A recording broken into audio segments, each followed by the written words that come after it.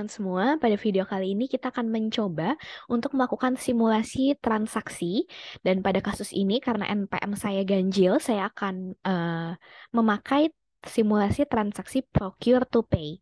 Ya, jadi simulasi transaksi procure to pay ini kita gunakan untuk menguji apakah import data di video-video saya sebelumnya telah berhasil. Ya, kita akan coba menjalankan simulasi transaksi procure to pay. Oke, sebelumnya saya sudah menyiapkan skenario procure to pay yang akan kita jalankan.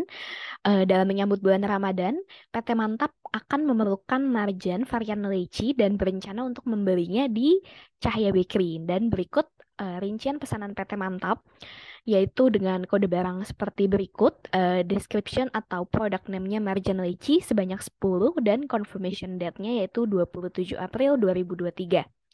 Nah, proses procure to pay ini akan dimulai dari PT Mantap yang membuat permintaan barang atau request for quotation, dan rincian quotation-nya meliputi beberapa deskripsi berikut, yaitu kode dan nama barang, jumlah barang, harga satuan, dan total harganya. Nah, setelah pembuatan quotation oleh PT Mantap, kemudian RFQ ini akan dikonfirmasi sehingga berubah menjadi purchase order. Kemudian Cahaya Bakery akan mengirim barang ke warehouse PT Mantap dan penerimaan akan diterima oleh bagian warehouse. Nah, setelah barang diterima oleh bagian warehouse, selanjutnya akan dilanjutkan dengan vendor bill dari Cahaya Bakery yang akan dibayarkan oleh pihak accounting. Nah, setelah kita mengamati skenario-nya, kita langsung saja memulai untuk membuat simulasi transaksi procure to pay. Nah, oke, pertama teman-teman perlu pergi ke bagian settings, kemudian users and companies.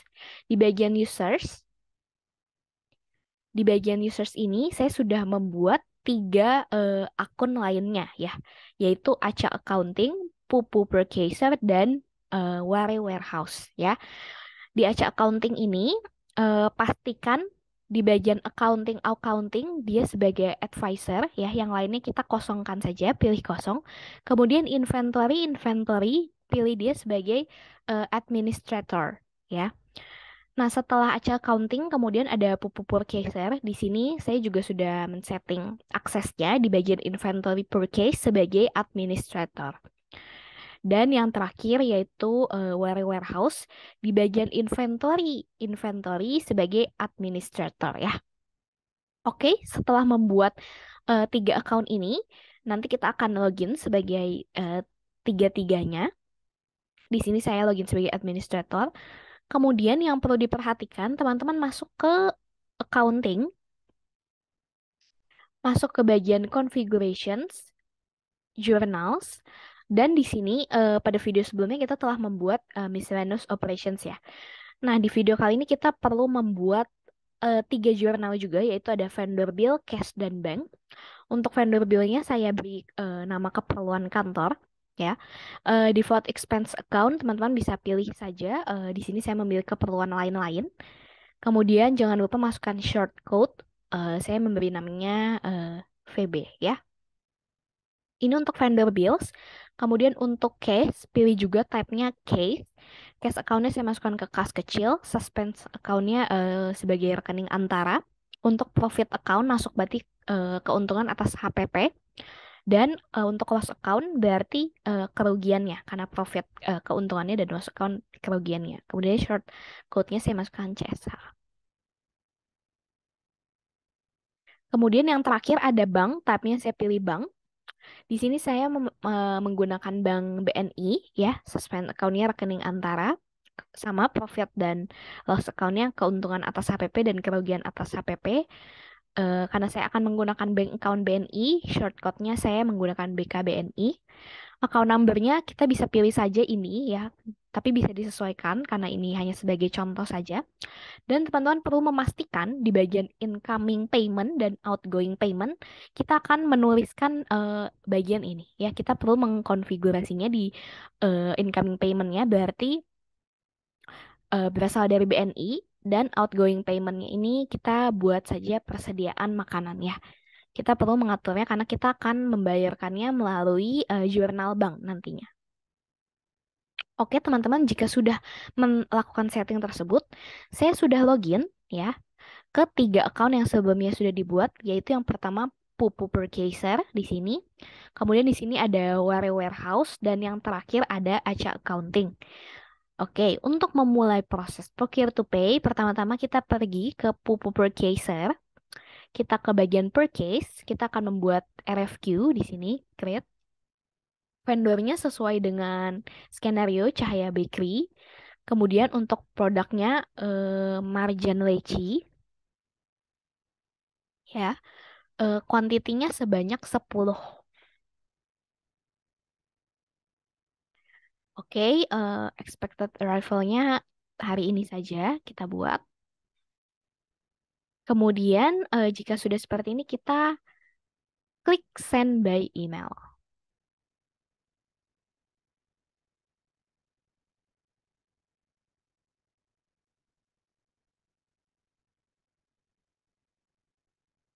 Oke, ini untuk kompos emailnya teman-teman bisa ganti sesuai dengan kebutuhan, tapi kali ini saya akan pakai template-nya saja.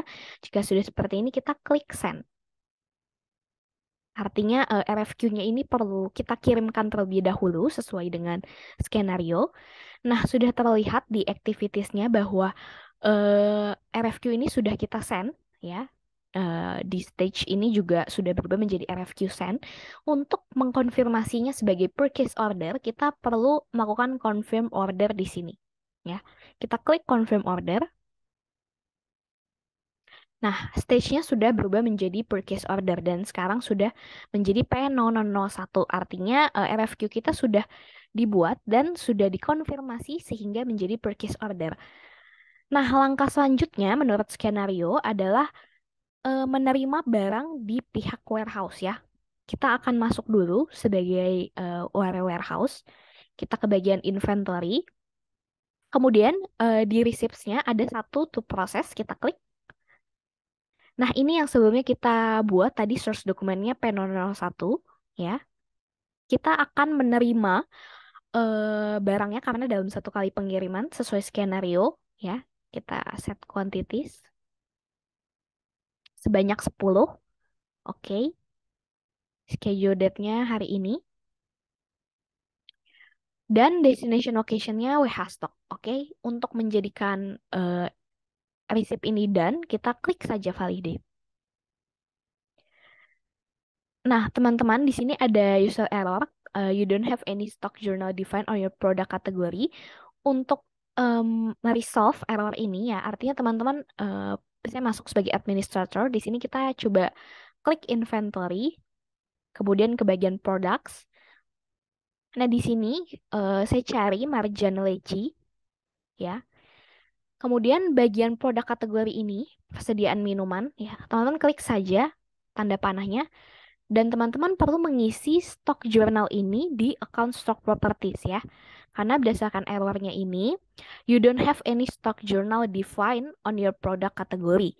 Jadi kita harus define terlebih dahulu stock journal di produk kategori ini ya. Ini di margin Ricci. Jadi saya akan klik stock journalnya yaitu vendor bill ya, keperluan kantor. Jika sudah, saya akan save manual. Oke, kita coba kembali lagi ya. Kita klik validate, kita refresh. Oke, saya klik validate dan berhasil ya, teman-teman. Jadi errornya itu karena tadi dibaca saja bahwa kita tidak men-set stock journal di produk kategorinya. Nah, jika sudah diterima oleh pihak warehouse barangnya, artinya kita kembali lagi ke bagian purchase ya. Nanti di bagian purchase ini kita akan bisa membuat vendor bill untuk nantinya dibayarkan ya. Ini teman-teman lihat di sini bentuknya masih seperti ini, tidak ada vendor bill. Kita klik saja refresh. Dan teman-teman bisa melihat bahwa sekarang ada tanda create bill ya di sini. Oke, kita klik saja create bill. Oke, kita klik saja create ya.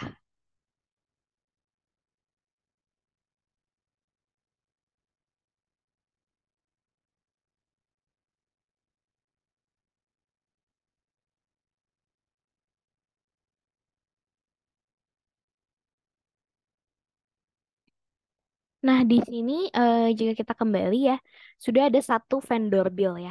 di purchase order ini. Tahapan selanjutnya, sesuai skenario, kita akan membayarkannya dan masuk sebagai ACA accounting ya. Kita masuk sebagai ACA accounting, pergi ke modul accounting.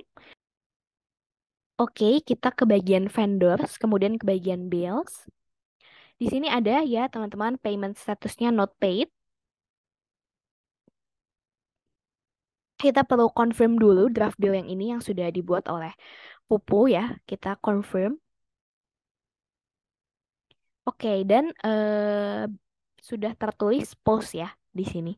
Vendor billnya sudah terbuat, artinya sudah ada reference yang terbuat di sini. Nah, selanjutnya kita perlu melakukan register payment di sini. Untuk register paymentnya saya akan pilih bank, kemudian memonya sudah sesuai dengan vendor bill berikut. Amount-nya kita bayarkan lunas langsung satu kali dan paymentnya hari ini ya 27. Kita create saja payment. Dan artinya vendor bill ini berhasil dibayarkan dan proses procure to pay kita sudah selesai ya. Sudah ada tulisan in payment di sini. Jika kita kembali ke bagian purchase dan sudah ada tulisan in payment ya, sudah terbuat vendor billnya. Nah, oke teman-teman, jika sudah terlihat di bagian bill dan kita sudah sampai di pihak accounting dan sudah muncul tanda tag in payment, artinya proses procure to pay kita sudah berhasil dijalankan ya sesuai skenario.